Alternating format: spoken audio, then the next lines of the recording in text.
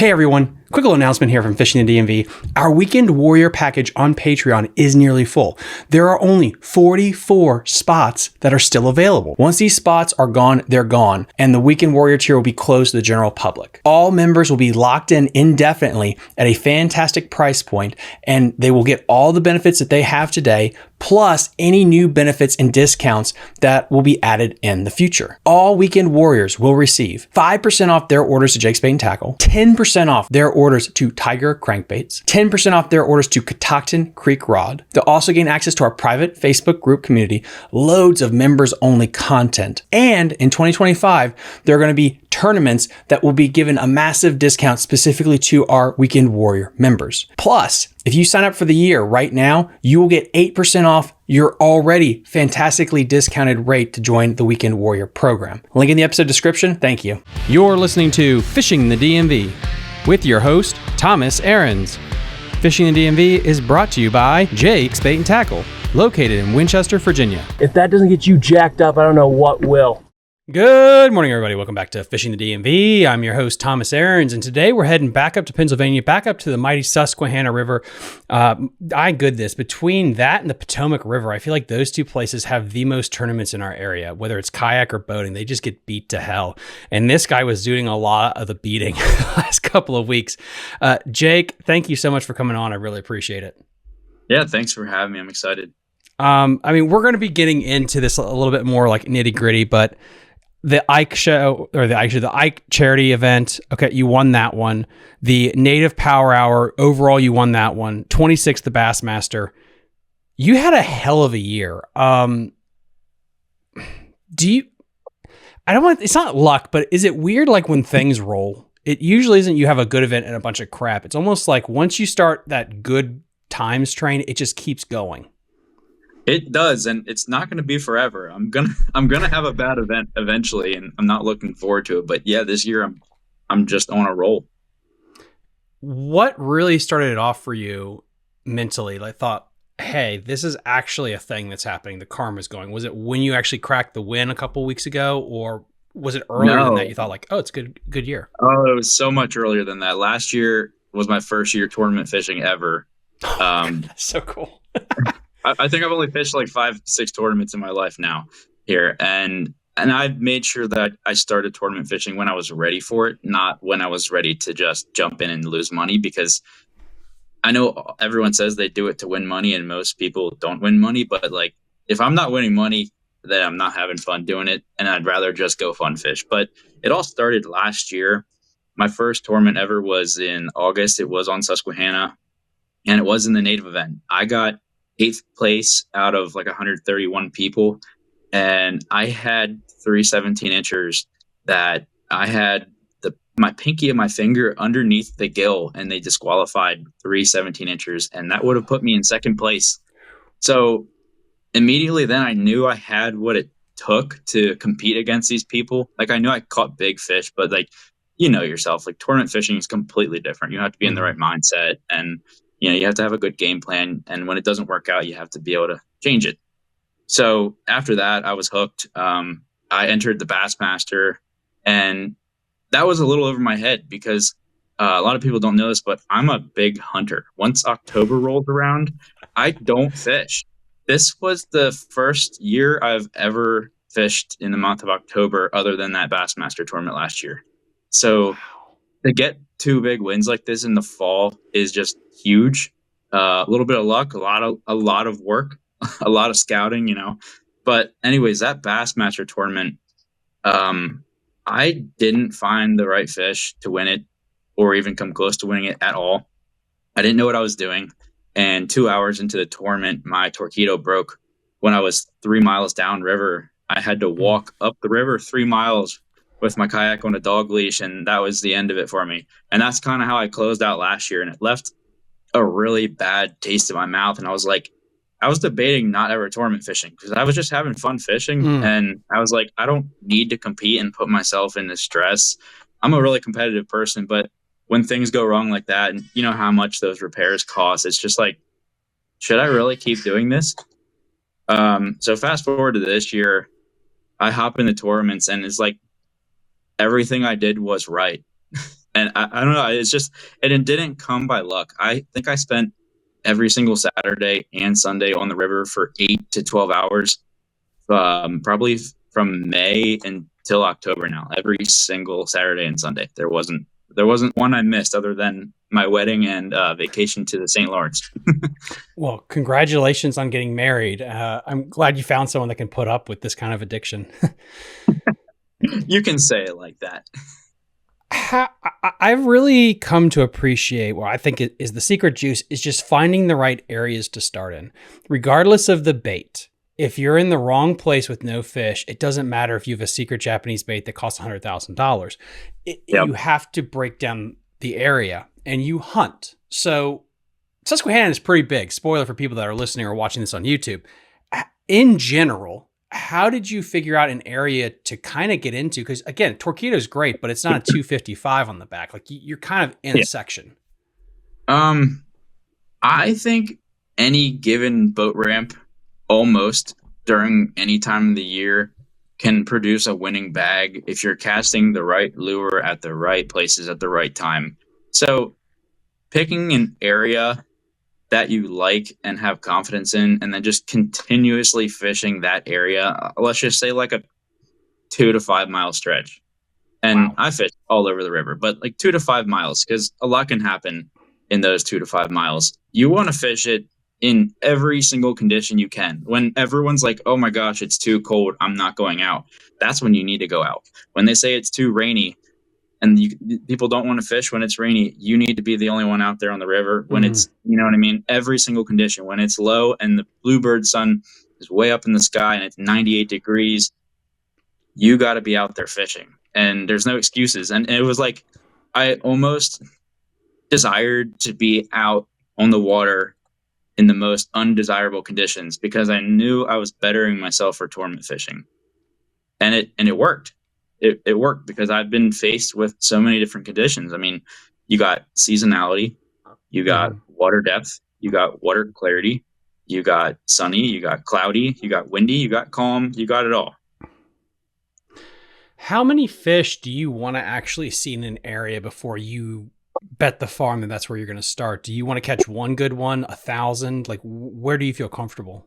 Numbers of fish, I would say there's not an exact number, but it's more like the size, because you'll go out in a certain boat ramp and you'll crack 18 inchers all day long. And 18 inchers are fun, but they're not going to win you any tournament on this river. So you really want to go find a spot where you can crack 90 to 95 inches, because that's the goal in this river. And if you can't do that, I mean, newsflash, you're not really ready to tournament fish on this river, unless you want to just throw your money away. That's a good point. I mean, let me hold on. Let me check something out. 95 inches divided by 5. So that's 19. So about 19 to 20 inch average is what you're looking for. Yeah. Okay. That makes sense.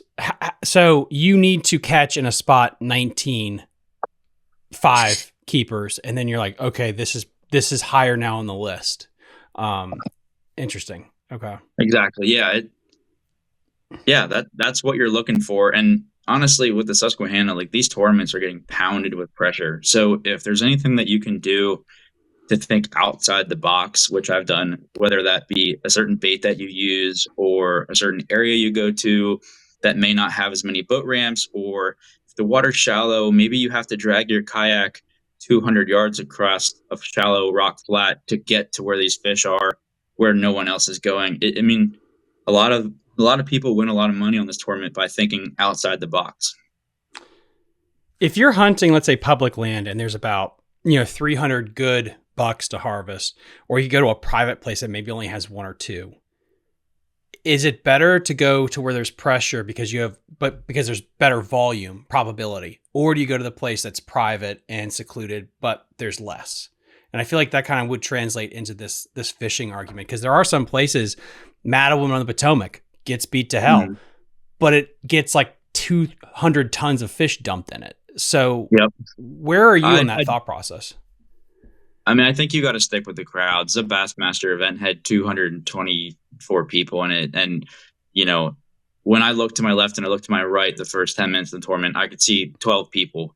And I think 6 of them were on the first 6 spots that I was trying to hit. So just grinding it out and trying to stay one step above everyone else, whether that mean, carry a second battery with you and move upriver and fish faster than everyone else, or throw a different bait than everyone else, just being a little bit different. But I would definitely choose the area, that has a lot of fish and a lot of pressure, in my opinion.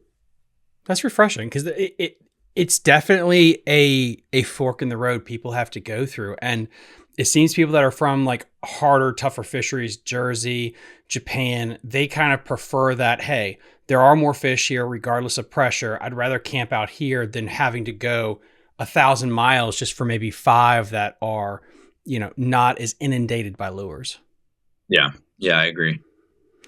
So, I mean, that really gets us into, you had the Bassmaster event.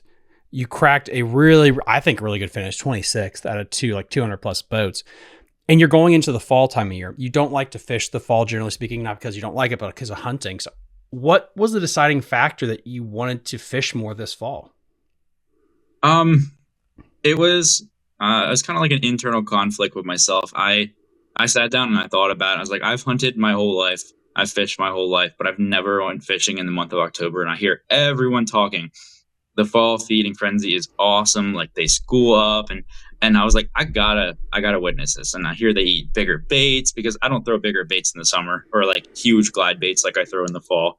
So I was like, you know what? I'll just do it this year, and I'll see what the result is. And it paid off. And I don't know if I'm ever going to go hunting in October again. Do you hunt locally, or do you guys go places? Yeah, I hunt locally for whitetail deer. I didn't know that there was really good deer hunting in Pennsylvania. I know about, there's parts of Maryland, Western Maryland are pretty good, and Roanoke, Virginia that are good. Yeah, it's not like a widely known big buck state, but as far as like sheer number of hunters, I think we're in the top 3 in the United States for like the amount of hunters and the amount of deer killed. There's a lot of deer here, and there's a lot of good deer here too, but it's not like your Iowas, or you know what I mean, your Texases. Yeah, where you're going to get those really big feedback. Yeah. Interesting. So the next event I think on the docket is the Ike Foundation tournament. And that's at a weird time of year, because I feel like that is that segue, that fall transition period, like dead smack in the middle of it. Yeah, that event was really weird. I literally decided that I was going to fish it the night before the signups ended. I couldn't even catch a 5 fish limit of good fish the whole month leading up to that event. And I was like, I'm not about to sign up to this event and then just completely skunk. I don't know what it was that made me decide to sign up for it. I took off work the day before the tournament and I went pre-fishing. And I was like, if I can find fish, I'll fish the tournament. And I did. I mean, I caught 94 inches for my best 5 fish.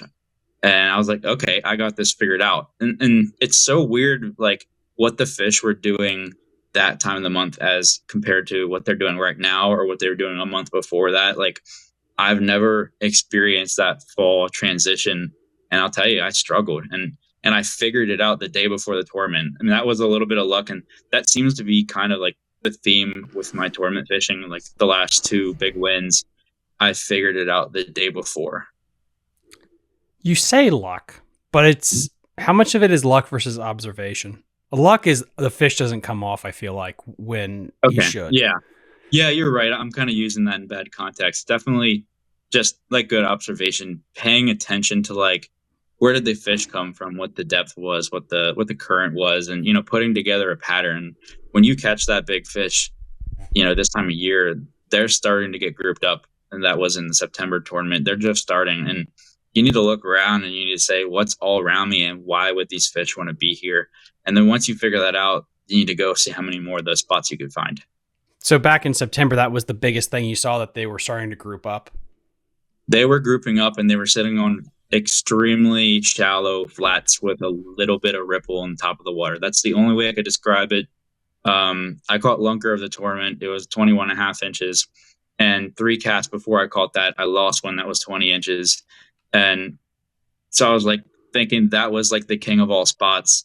And I think there was only 2 or 3 fish grouped up there, but that was a shallow flat with eelgrass surrounding all around it.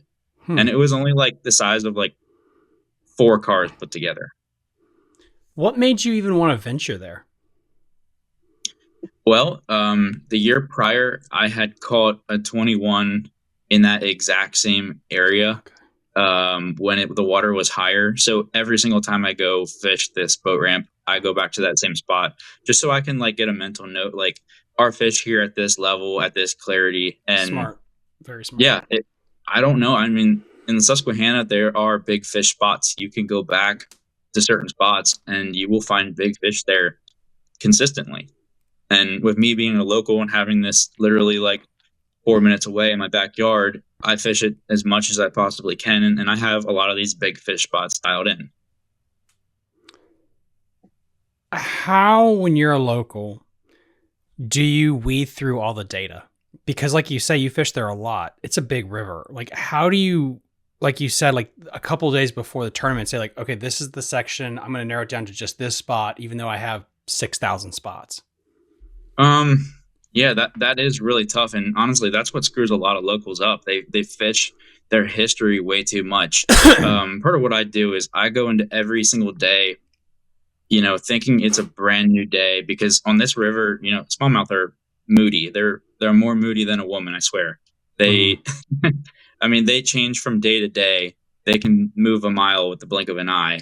So I always approach the day like it was a completely different day. And I always have that in the back of my mind, like, oh, I caught him here, I caught him there, I caught him with this bait. But I mean, I go through a cycle of baits and I kind of see how they're reacting to them, and I play it day by day. That's smart. When you got into that event, was there a moment in the Ike event where you thought something special was happening? Oh yeah. I mean, within 36 minutes of the tournament starting, I had caught 6 fish, and the best 5 of them were 94.5 inches. So just about a 19-inch average. And I was like, I sent like a text out to my family. I was like, go check the leaderboard. I said, I think this is enough to win the whole tournament. And actually it was. Second place got 94 inches. Third place, I think, also got 94 inches. I think it was a tie. So I had enough to win within 36 minutes. I could have just gone home and took a nap. But I knew if I got one more upgrade that I would seal the deal, especially because my smallest fish was like 17.5 inches, which I knew I could easily get like a 2-inch upgrade if I fished the rest of the day. It took like 3 more hours. Wow. But then I caught that 21.5 incher, which was the biggest fish I've ever caught in Susquehanna. It went just under 5.5 pounds. And once I caught that, I mean, I knew I was up at 98.75 inches, which to my knowledge was the second biggest 5 fish limit ever in a kayak tournament on the river. I knew that the chances of someone topping that were very low. I mean, I don't get too jacked up over fish, but when I caught that fish, I mean, I knew I had just won lunker, and I knew I just won the whole tournament. Like, I let out a nice yell. I mean, it sounds like literally perfect day any person could imagine on the water. When you have in your first 30 minutes to an hour, all that click right, and you need one upgrade, is this the time in your head where you're like, I try to lock the glide bait in and hunt one more, or is it I stick with my plan? I stuck with my plan the entire day. I have all of my baits here actually from the last few tournaments that I used. In the morning, I have a spot where top water always plays, and I caught some nice fish on that. This is the Evergreen Shower Below 125. I like to throw it in a bunch of colors, so I will rotate the colors if I'm on a group of fish, and just to get them refired up. But that was like the first, that was like a spot where I got 2 of my keepers. But the rest of the day, I threw the mag draft freestyle. Maggie makes an appearance, huh? That is what the plan was, and I stuck to it, and it paid off. I only caught 7 fish the entire day. That type of mag draft, though, interesting choice. Because I mean, hookup ratio definitely probably goes down a little bit, right, compared to the treb version. Yes, and I have very specific reasons why I throw these in the fall. They can be reeled almost twice as fast without it rolling on its side. You have a weight in it, a 1/4 ounce weight, so that will allow you to reel it faster without it riding close to the surface. And another big reason is I like to throw the regular mag draft in the spring because fish are in the spawning process and they're not looking to eat. They're just looking to defend their beds. So they won't chase it out of the beds or out of their areas too far. But in the fall, they're looking to eat. So you want to cover water as fast as you possibly can. And putting this weighted EWG hook on it allows you to do that. And yeah, you don't catch every single fish. I mean, it's like a 70 to 80% success rate. But when they do eat it good, you don't lose them. Like they have it, 2 inches in the back of their throat and you're struggling with pliers to get it out. What's interesting is, I don't know if this happens up where you are, but here on the Shenandoah and the Upper Potomac, when the grass starts dying and goes downriver, it's like treble hooks are not your friend anymore. Was that an issue at all in that event? Yeah, it was really bad. I was picking grass off every second or third cast the entire day, and everyone else was. So I figured, you have to keep your cool because it's really easy to get angry at that grass. And you just have to realize that everyone's dealing with it no matter where they're at. And it's just the reality of a fall tournament on Susquehanna. Did that weigh on your mind at all when you were throwing a freaking topwater with treble hooks? Like, okay, I can't do this anymore because I'm literally losing my shit. Not as bad as I thought. Like without giving out too much information, I have a spot that has extremely fast water. And I'm talking faster than almost anything on the entire river. And a lot of people, a lot of the locals are going to sit here and think about where this spot is, and they're not going to find it because it's really low key. But I do throw that topwater lure right into that fast water. And these big fish, it's like a conveyor belt. They sit in that fast water behind little tiny boulders, and they will feed on big baits that are loud and noisy and coming right by them. So it sounds like, does the faster water just make it so the grass doesn't bunch up as much? I guess so. I'm not sure. It really wasn't a big issue in that one spot, but the rest of the river it was. And that's another thing. Throwing this mag draft, it is pretty weedless, so it wasn't getting caught up on it as much as like a crankbait would or. Oh God. Yeah, that would be miserable, especially if you find a place that has a lot of grass coming off of it. It's weird because I wonder if it's because it's an Indian summer, because it sounds like when you describe those spots, it feels like they're just July, August summer spots, not, true fall kind of feeding locations. Yeah, it's definitely like a transition kind of thing because I catch fish in the summertime a lot of times on top water around grass islands. And as soon as that temperature peaks in the summer and it starts to go down sometime in mid to late August, they hop off those grass islands. If the river's high, they'll be on them. But this year the river's been low for months, and they just completely abandoned those grass islands. And that's why I struggled so much, because I couldn't find the fish. And it was a solid 3 to 4 weeks where I struggled leading up to this tournament when I finally found that they're sitting on these shallow flats where I'm talking 6 to 10 inches. And I don't know how their backs aren't showing out of the water. It's that shallow. Dude, yeah. So I had an NVKVA event. It was late July on the Upper Potomac. And I shit you not, partially the place I found them was any overhanging tree. I would skip a weightless Kitech onto the freaking bank. And within 3 cranks of it touching the water, I would get bit. And I would go over there and you would look and there shouldn't be a fish there. It's just mud and sticks. Yeah. But somehow those fish were positioning themselves so they could just ambush right there in that shade line in the super duper shallow water. But it makes no sense. That's crazy. Good for you for dialing in on that pattern. I was going to ask, was it definitely a shade thing, or was there a certain amount of current, or it was a minnow thing? The minnows, the bait were all up in that wood, right where the water met the wood at the bank. And I think possibly maybe the shade did something to it, especially when the sun got up, but all the minnows were on wood, but I couldn't just hit the corners of the eddy. It had to be almost dirt shallow, pulling that thing out to get them to bite. So, but again, it was just the fact that I've never caught them that shallow before until this year. And it opened my eyes to where these fish can actually be. Yeah. Yeah, it's crazy. Was your river completely clear, or did it have a slight stain to it? Was it coming up? Was it coming down? It was completely clear, and this was during like the drought Okay. that we had back in July. So it's just uber clear, very, very low, slow current. The section I found, what I was specifically looking for was like the most bait, because at least in this part of the Potomac, like the fish will just follow that. And so once I found the right section there, but I got there tournament day and they were no longer where they were. But then all of a sudden I drove to the bank to get a drink of water and I spooked a bunch of them. And then I was like, well, this is weird. And I adapted on the fly, but I don't know. That was the first time in my life I've seen smallmouth in like 3 inches of water or less hunting. And they're just smarter than we think. They really are. They are. Isn't it crazy how like one accidental move on your end led to you finding the pattern? Like that happens all the time. Mm-hmm. Because you get these preconceived notions versus just sitting in the woods and like listening, so to speak, like just going out there and not worrying about the other day. But like how many times I've had success where I just went out fishing, and usually the first thing I did was probably going to be the right thing. I probably ignored it and screwed up, but it was there versus trying to get too like scientific with it. Yeah. Yeah. Sometimes it's like that. It happens. It does. But I mean, dude, that's first event. That's insane. What's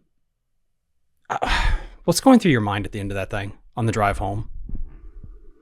I couldn't even believe it. I mean, I was more impressed with that 21 incher than I was with the fact that I won. I just couldn't believe that fish exists in the river. I mean, I'm going to continuously look for that 22, and that's like a 1 in a million fish. But I was just like, I couldn't believe that fish existed in the river, and it bit in 8 inches of water.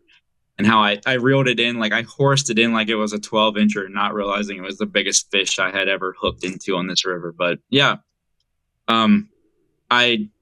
I was kind of thinking that was going to be like a once and done kind of thing. You know, these tournaments, they're getting really popular in Susquehanna, and there's so many of them, and like they attract people from all the way like down to Texas. They come up here, and all the way up from Canada, and like they're getting 100 to 200 people. So the chances of you winning is less than 1%.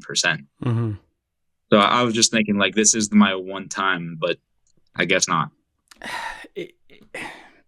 I have this weird thought that can you force a win, or do you believe in that it's your time, it's your time? When I've had success, it's like you hook them on the outside of the head with the treble hook and somehow it doesn't come off. They don't jump out of the kayak. There are other times where I like get up extra early to make sure everything's perfect, and it is absolutely a shit show. You can't do anything right. And so how much do you stress? I mean, not you, just how much should you stress? Because it feels like, hey, listen, if it's your time, it literally doesn't matter. Like you just ride that streak. Yeah. Staying consistent is key. And, take notes on the river, because, like I said, it changes all the time. So if you can be familiar with a certain conditions and you've experienced those conditions before, those notes are going to help you out big time. But yeah, I do believe if it's your time, it's your time. I think it was just my time this year, these last 2 tournaments. Hopefully this isn't my peak, but nah, dude, it's not your peak. I mean, I think you're just getting started. I mean, I've interviewed so many people where it's like, yeah, this is my first tournament ever. Like this is my second year, and I'm doing really well. And yeah, I really think it shows you like kayaking is hitting almost that second or third phase of all these new people getting involved and are hungry for it. But we're getting ahead of ourselves here, because then you have this really neat format, which is, you've seen this on like Smith Mountain Lake, which is the, I guess, what is it? Big Bass Power Hour. This one is specifically from Native Watercraft. What is your thoughts going into this? So if people don't know, and if people are familiar with Smith Mountain Lake and what they do there, every hour, biggest fish wins a prize, basically, but there's an overall winner as well for, I guess, most inches caught. Strategy-wise in your head, do you go into it just hoping to crack a win for one of the hours, or is it to catch as many as possible to try to win the whole event? Honestly, like, if you're thinking realistically, your odds at winning the most amount of money, the easiest, are to try to crack a big fish. You only need one bite to win $1,000. With the way ours was formatted with 125 people, the winner of the whole tournament, total inches, got 1,600, I believe it was. So that person had to work hard grinding out small to medium sized fish all day long to just win a little bit more money than someone who got one singular bite. So I think myself and a lot of people had the same mentality where they're like, I'm going to go out and I'm going to throw bigger baits, hoping for one big bite. And it showed. I mean, there was a lot of people who didn't even catch a limit that I know are absolute hammers on this river. And they were throwing big baits. They got 2, 3, 4 bites, and that was it. So I think going for the hours is definitely your best move for these. Unless you have, it's the fall. If you have a giant school of 13 to 17 inch fish and it can win this tournament, then why wouldn't you go out and win it? Yeah, that is an interesting thought process there. The guy who won the tournament total inches was the exact same guy who won the tournament 2 years ago on, I think it was October 7th or October 8th.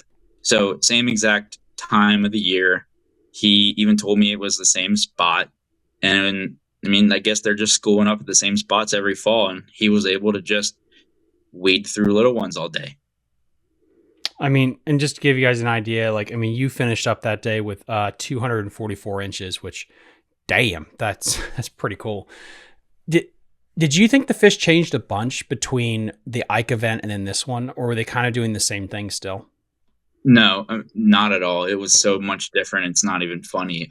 Fascinating. I mean, we've had so many 30 to 40 degree nights the last 2 weeks, and that water is cold.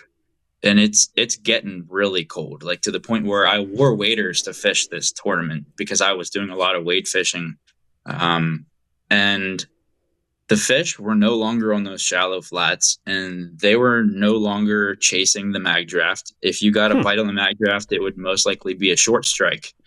So I was like, okay, well, I want to catch big fish and I want to throw it on a big bait. So you have to slow down. And a glide bait is the perfect way to draw big fish and slow down at the same time. But I know with a glide bait, you can't cover a lot of water. So I hope it doesn't make my win seem less impressive, but I think that this tournament was a big time a pre-fishing tournament. If you went out and you found schools of fish and you attacked them, I mean, the fish are schooled in similar sizes. So if you have 20 fish, if you have an 18-incher and you catch an 18-incher in the first one, you can expect the rest of the fish in that school to be 17 to 20 inches. If you catch a 14-incher in a school, you can expect the rest of those fish to be like 10 to 15 inches. They school by similar size. And I went out the day before the tournament and I kind of struggled a little bit. I couldn't find fish. I tried to fish those shallow flats. And then I started thinking, because I have no history, I've never fished this late in the year. I started thinking, what's going to be happening in the next few weeks? They're going to be heading towards their winter holes. They're going to be feeding up on bait fish, and they're going to be eating larger baits.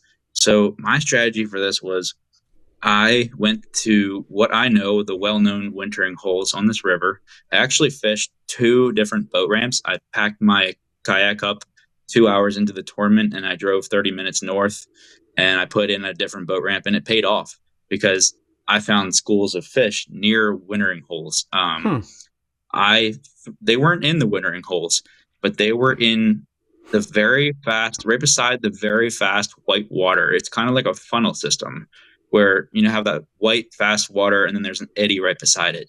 And my ideas for this was, bait's gonna wash down through those funnels, and when they come out of them and they go into the calm water, they're going to be disoriented, and that's when these big fish can ambush them.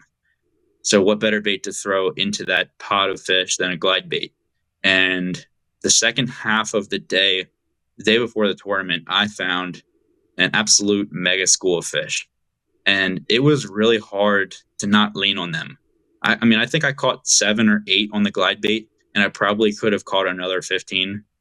It was like every other cast, I had multiple 18 plus inchers following the glide bait in. And heck, the one time I even had 2 fish in one cast. And I didn't land them both. I got the one in and the other one popped off. But I was like, okay, this is going to be the second half of my day, because I got to that spot at 11:30. the day before the tournament, and I fished it till about 4 when the line's out, whatever, you had to be out of the water. So my plan was to go fish some other spots and hit that at 11:30 exactly. And I timed it out perfectly. It worked great. The only problem is when I showed up to my school of fish, there were 2 old guys throwing live minnows in it. It was that's dagger. it was not good. And right in front of me was another kayaker fishing the hole. He was throwing a fluke and he got it stuck up in the rocks where all these fish were. And he took his kayak right up into my school of fish and he ruined the whole thing. In the second he left, I started throwing baits up in there and I didn't catch a single fish. Meanwhile, right beside me, these 2 old guys are just cracking 18s and 19s left and right throwing shad. It was What's going through your depressing. Not good stuff, because that was the plan. That was the plan, to finish out the day and fish in that exact spot for 3.5 hours. And I'm talking, this is like a 60-yard wide stretch of river. It's not big at all. And I didn't know what to do. I saw those 2 old guys yell and scream at that kayaker because he got too close to their hole, and they were, screaming F-bombs, this, F that. And I was like, all right, these guys aren't nice. My chances of fishing this hole are absolutely 0. So I kind of let them cool down and I fished some other spots, didn't catch any fish. And I came back to the spot. They were sitting on a nearby island in lawn chairs drinking beers. And I said, all right, I'm going to sweet talk these guys. I'm going to sweet talk them. So I sat there for about 15 minutes during the tournament and I just talked to them like I was a friend. And then I eventually spilled the news. Hey, I'm in 3rd place in the tournament right now. And this was kind of a lie because I had a pretty big gap on second and third second and first had a big gap on me. I needed like a lot of fish to catch up to them. But I told them, hey, I'm in 3rd place. It would only take a few fish to catch up to them and I could win it all. And I told them the biggest fish of every hour got $1,000. They're like, hey, go up in that spot. Go up there. And I was like, okay, that's exactly mission accomplished. It took about 15 minutes of talking to them. I went up in the spot and I caught nothing. I caught no fish at all. I was like, great, now what do I do? And so I started working across the ledge system and the old guys went back in and they started crushing them again right as I left. And I was like, great, now my glide bait is competing with live shad. There is no comparison at all. They don't want it.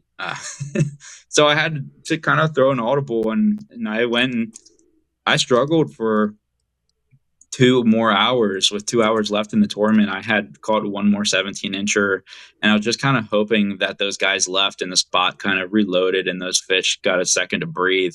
But they were there the rest of the day and I went back for the last hour just to hopefully catch a fish, because I was thinking, if I catch a decent fish the last hour, there's a lot of people who have already given up and they're not trying to catch, a big fish anymore. They're trying to head back to their boat ramp. I was like, I need to go hard the last hour because it might not take that big of a fish to win $1,000. No. And I hooked into like a 30-inch muskie and I thought I had the fish, the $1,000 fish. And I got that thing in and shook it off and I didn't retie my glide bait. Oh God.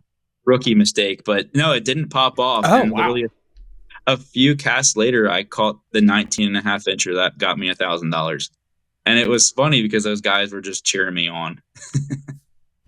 Dude, that is a heck of a story. I was waiting for the part where you put a hole in your kayak. That's the Ike tournament. I didn't even go over the Ike tournament. The hole in the kayak is a continuous problem. I've tried to fix it and I just can't. During every tournament, something always goes wrong. The Bassmaster event, my torpedo broke. Oh my gosh, I didn't even tell you. During the Ike tournament, I got the hole in my kayak because during practice, I went from one boat ramp to another, which meant I had to drag up over a dam and across half a mile of concrete. So I drug my kayak half a mile during the tournament. And a homeless guy helped me put it back in the water on the steep hill. It was crazy. It's a good story, but yeah, I had to bail out my kayak every hour for the rest of the day. And what went wrong during this past tournament was my Torpedo broke yet again the day before the tournament during practice.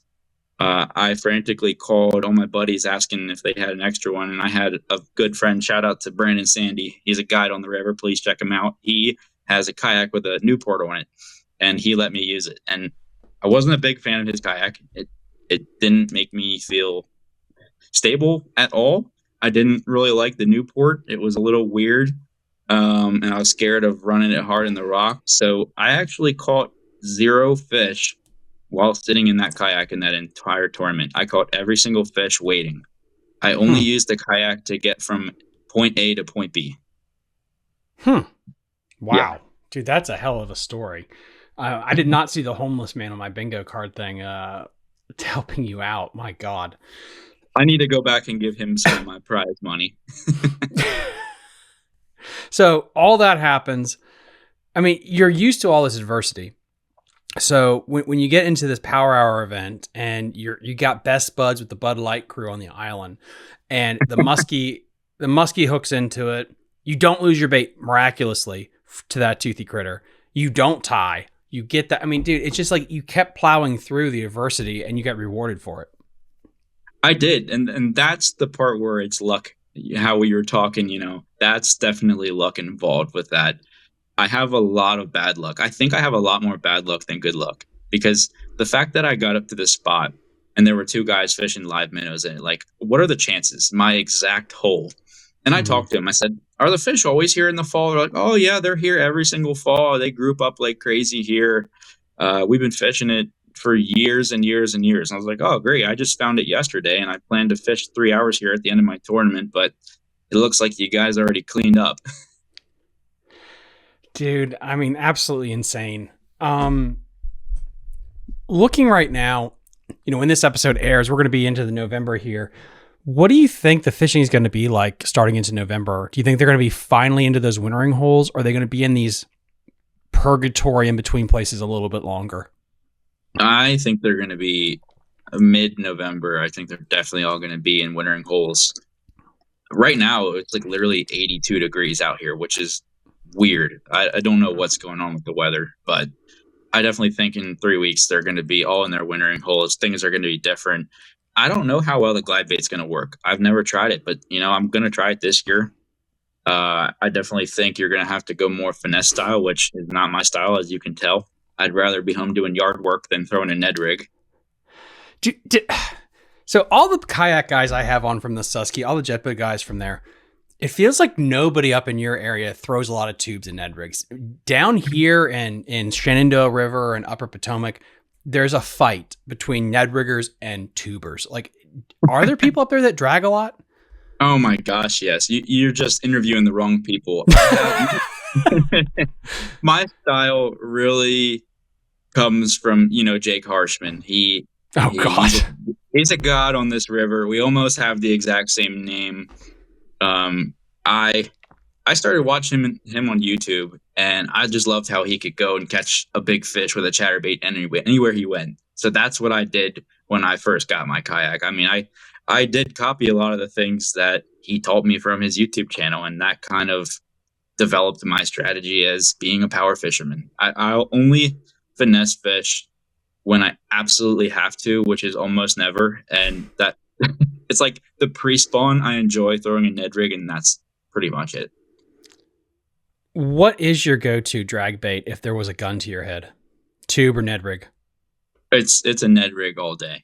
Really? Okay. Yeah. Team Ned rig. I have issues with like tubes.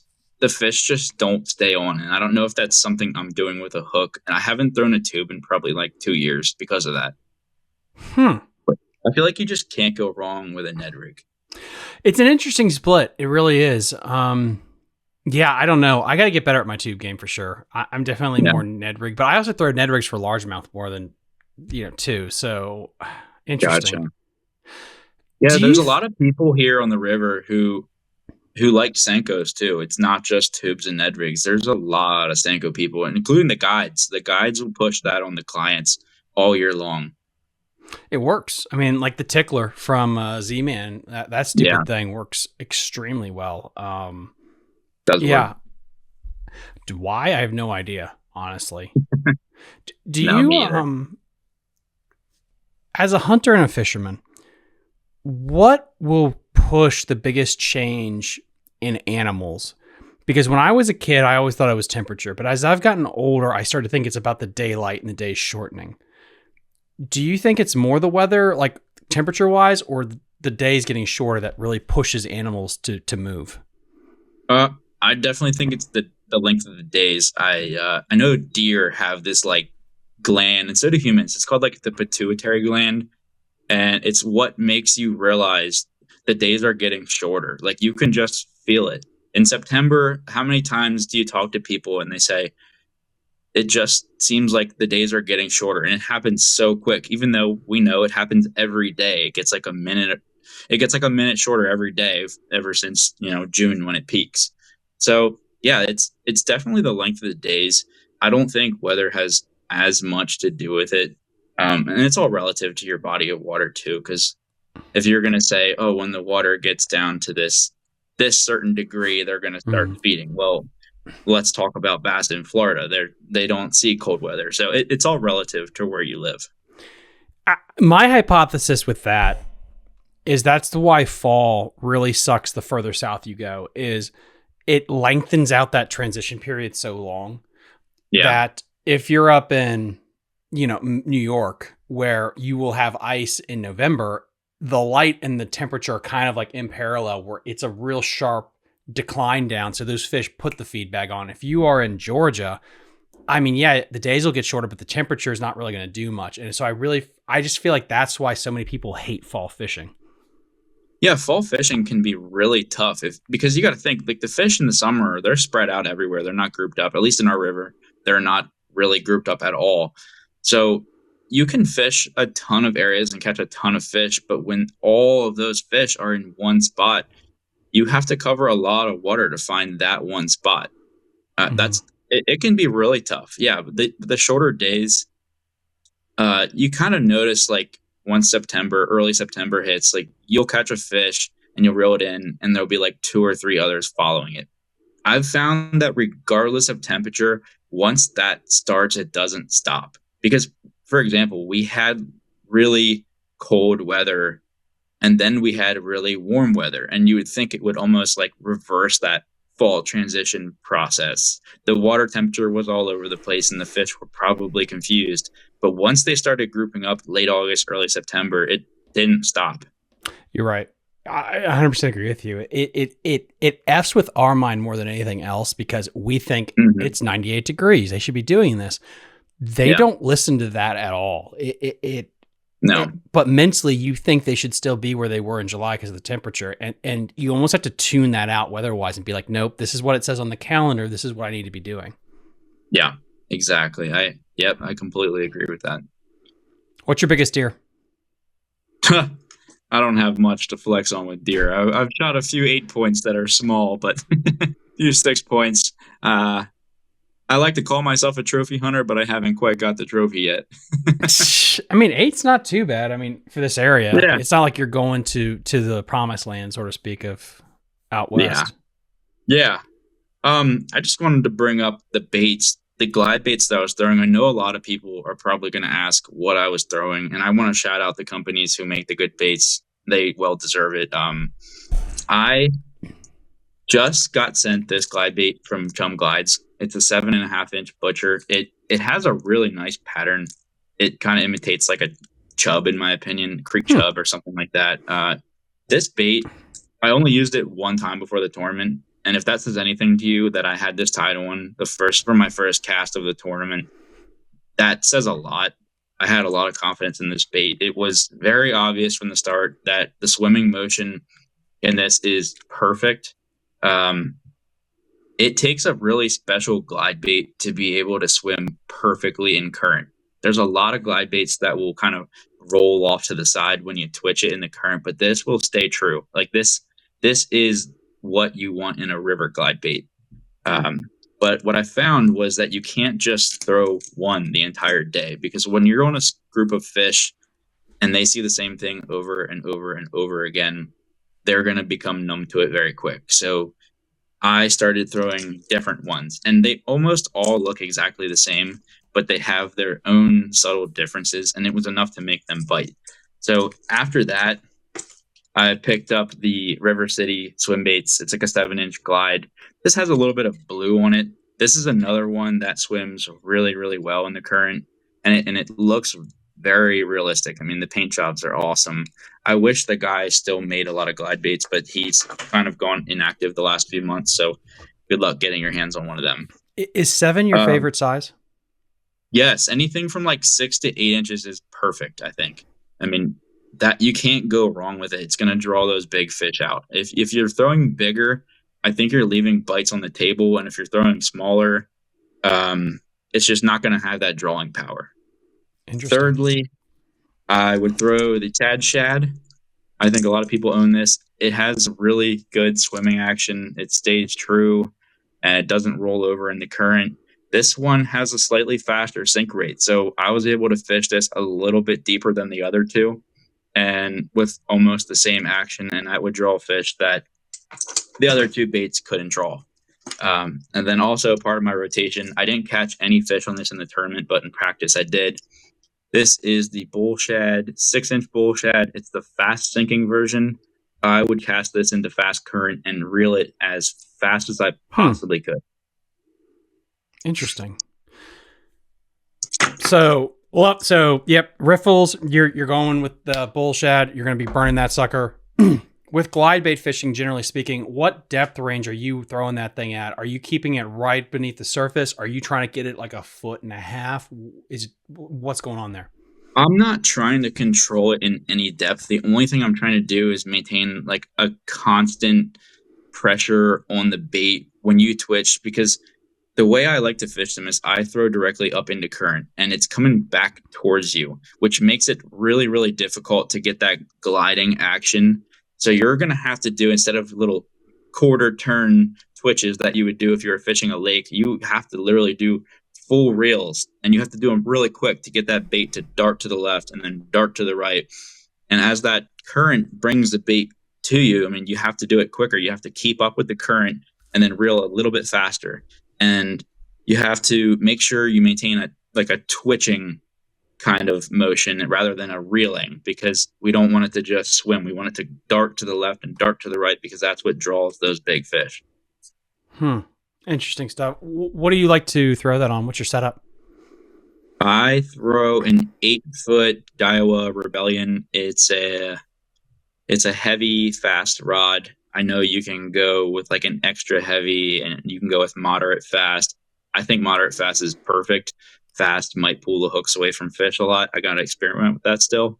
But yeah, you can't go wrong with that 8-foot swim bait rod. Line.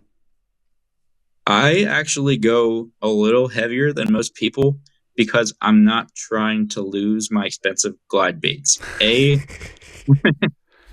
because muskie will tear them up, and B, because the heavy line doesn't sink as fast. So a lot of people will go with 20-pound fluorocarbon, and I think that's perfect. But I actually go the whole way up to 25-pound. I haven't seen an issue, and I haven't had a muskie bite me off. I've caught multiple with that rod with these baits, and so far, knock on wood, I haven't had any bite me off yet. Interesting stuff. Jake, I really appreciate it. We covered so many things tonight. Is there anyone we can give a shout out to? Family, sponsors, anything? Yeah, a few people. I want to thank, first of all, I said earlier, Brandon Sandy. He is a guide on the Susquehanna River. He is the one who lent me the kayak, and he's the only reason why any of this was possible with that last win. I appreciate everything he did for me. That's amazing. I want to thank my sponsor, Live Fishing. They have some awesome rod sleeves that float on the water. If you want to get involved with that, protect your gear, because I think it's important. I want to thank Chum Glides for sending me this bait. He is one of the only reasons, again, why I won any money in that tournament. So I really do appreciate him.